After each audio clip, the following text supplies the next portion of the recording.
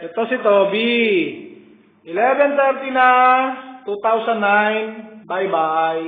2010. Nag-iipon si Toby ng barya para sa New Year. Ayan. Hi, Toby. Hello. Ito ang handa namin sa New Year. Merong carbonara. Merong kare-kare. Merong brownies. Merong fried chicken. Tapos ang matamis namin, fruit salad. At ang 12 prutas. 15 bale. Bilog. Masagana. Oh, ito ang aking butihing asawa, si Jonah. Hi. Happy New Year. Happy New Year. Iba dyan na chicken na half-cook lang luto. Oh, ayan. May melon, may ubas, may orange, may strawberry, may kiat-kiat, merong rambutan, may saging, may guava, merong chico, merong lemon, may plum, wala sa Pilipinas yan, lychee, peras, bayabas, ano pa yung isang prutas dyan, kakaiba? Kalimutan ko yung tawag. Kiwi. Kiwi, may kiwi rin. Ayun yung kiwi. Ito yung kiwi. Yan. Parang chico, no? Ito yung kare-kare. Yung gulay ng kare-kare, oh. Wow. Sarap.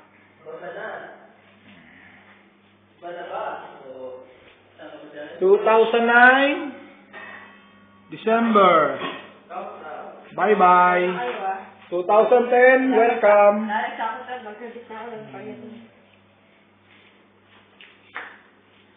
Yan ang handa namin dito sa Oman.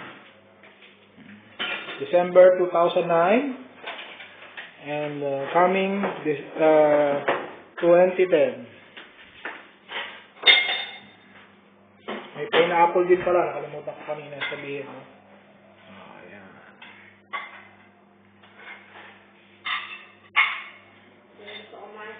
Strawberry, orange, kiat-kiat. Ayan. Kompleto po tayo. May bagoong pa.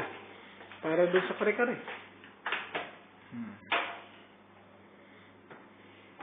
Oh, Toby, anong message mo for 2010? Sana makapag-asawa na ako. Bahala ka. Facebook ko to. Ayun. Oh.